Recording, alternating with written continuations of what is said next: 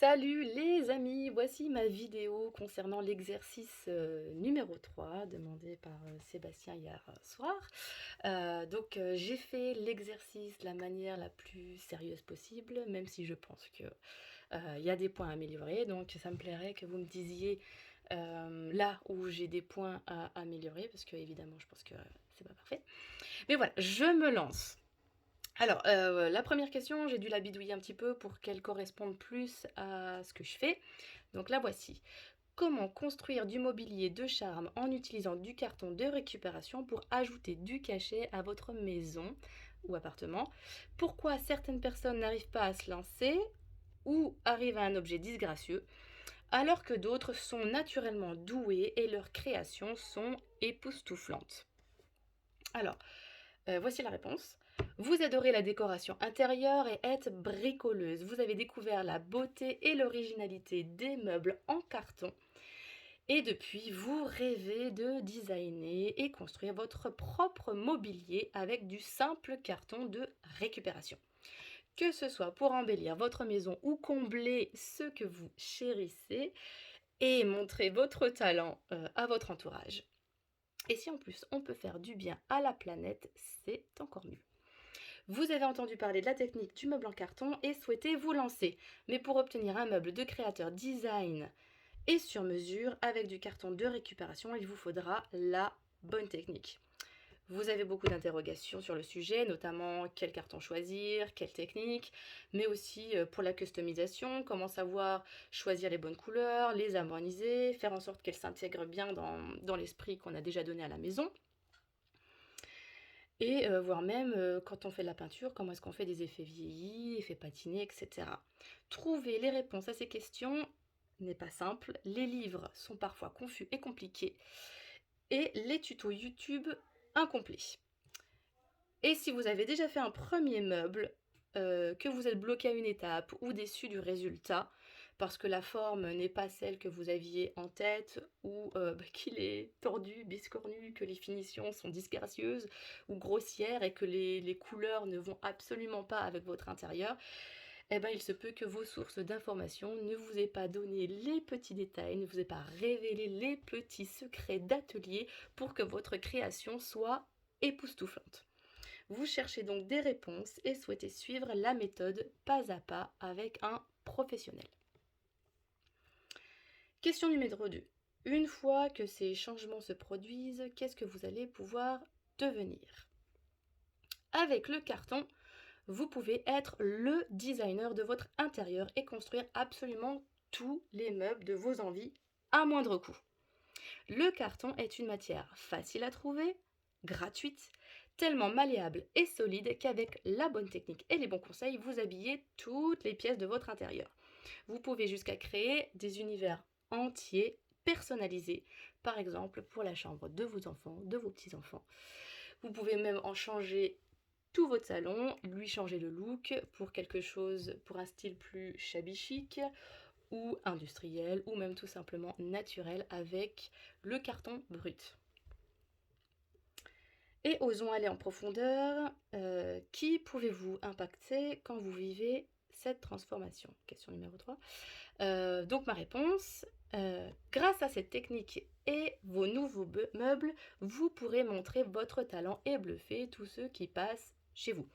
Par exemple, moi, à chaque fois que je parle de ma passion des meubles en carton, que je parle à quelqu'un qui ne connaît pas du tout la discipline, je montre ce que je fais, hein, sur Instagram, c'est facile.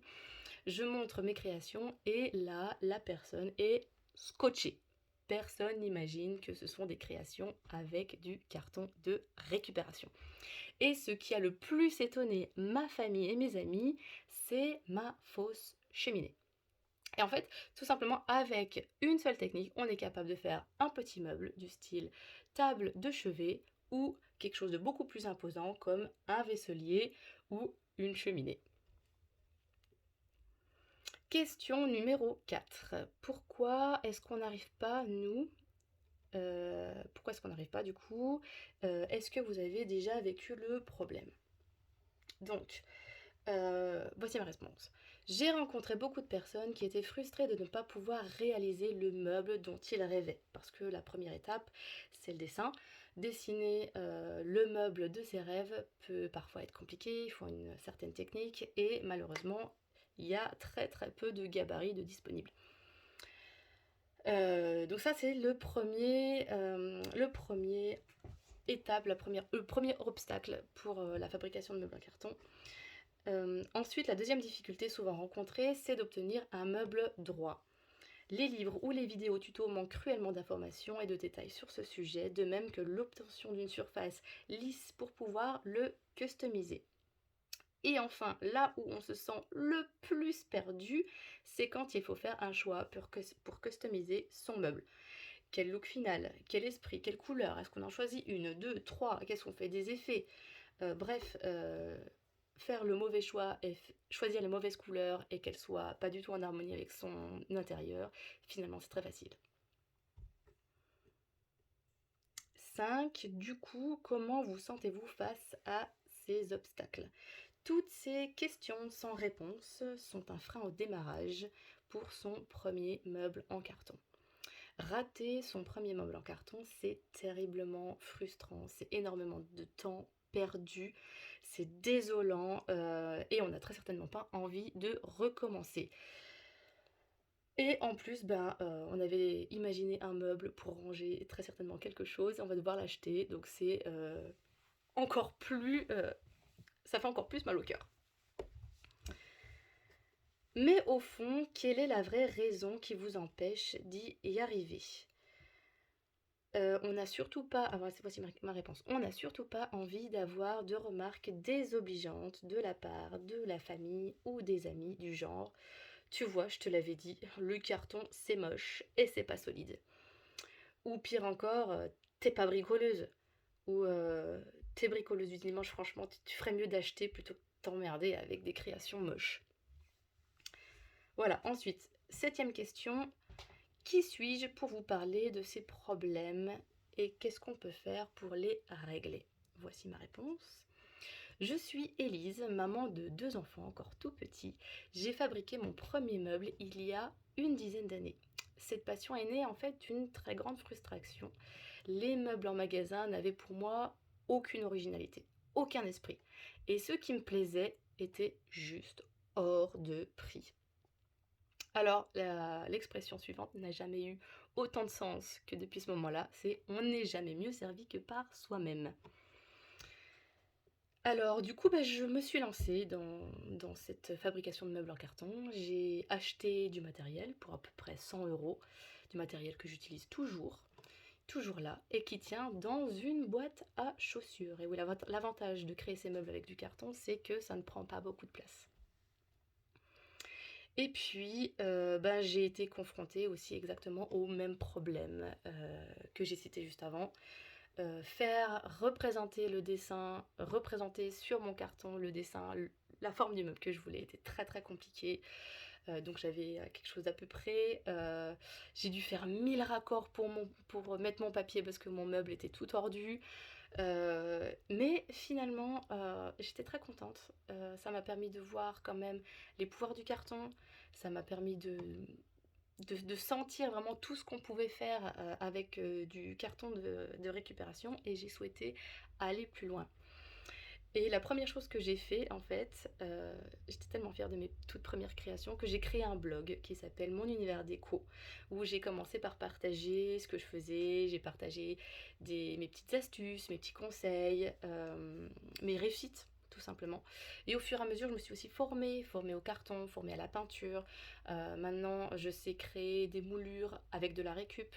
Je sais du coup créer des effets peinture, sans parler que je peux créer n'importe quel type de meuble, puisque aujourd'hui, si vous allez sur mon blog, vous voyez tout ce que j'ai réussi à réaliser jusqu'à présent. Et aujourd'hui, j'ai commencé mon activité professionnelle. J'ai maintenant 6000 personnes qui me suivent et qui attendent mes créations et mes conseils. Je donne des cours en ligne pour aider les personnes qui cherchent à créer leur mobilier en carton. 8. au vu de mon expérience, qu'est-ce que je vous recommande? Alors, pour que vous puissiez devenir le créateur de votre mobilier et apprendre la technique pas à pas, il vous faudra tout simplement suivre les 5 étapes comme une recette de cuisine. Première étape, c'est imaginer votre futur meuble. Est-ce que c'est une table de chevet, une commode, une console? Est-ce qu'il va y avoir un tiroir, deux tiroirs, une porte, une niche? Ensuite, on va élaborer le gabarit. Vous pouvez aussi choisir des gabarits qui sont disponibles dans ma bibliothèque de gabarits. Ensuite, on va découper le carton. Quatrième étape, on va assembler toutes les pièces. Et étape numéro 5, customisation avec moulure, effet peinture et pose de papier.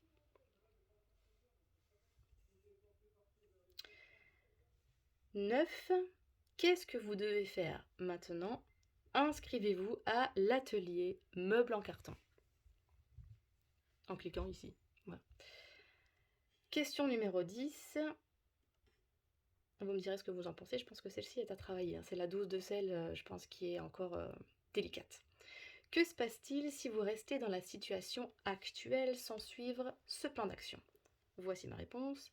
Si vous pensez que vous n'avez pas besoin de cet atelier pour donner du cachet à votre intérieur, vous allez très certainement bloquer à certaines étapes, galérer à avancer et surtout perdre énormément de temps, voire pire, abandonner en cours de route avant que votre création ne soit debout et vous n'aurez plus envie de faire aucune tentative créative. Vous serez donc très frustré, parce que vous ne pourrez pas montrer votre talent à votre famille, vos amis, vos idées ne verront jamais le jour et vous allez devoir vous contenter de vos objets sans personnalité ou de dépenser des fortunes dans du mobilier de charme, mais où il manquera toujours votre petite touche personnelle. Enfin, 11e question, pourquoi vous devez agir aujourd'hui? Que se passe-t-il pour vous lorsque vous suivez ce plan d'action? Et là, j'ai des témoignages. Je ne vais pas forcément aller très très loin parce qu'il faut des photos. Moi, je travaille beaucoup avec des photos. Témoignage de Laïla avec son meuble chat. Donc, j'ai une photo de son meuble chat. Thérèse avec sa table de chevet bicolore aubergine. Marie-Lise avec sa table de chevet pour la maison de sa fille. Elle a fait un tiroir et une porte. Et Corinne avec son meuble des années 4. Corinne avec son meuble des années 50 où on voit le carton brut. C'est absolument magnifique. Voilà, bah dites-moi ce que vous en pensez. Je me suis lancée.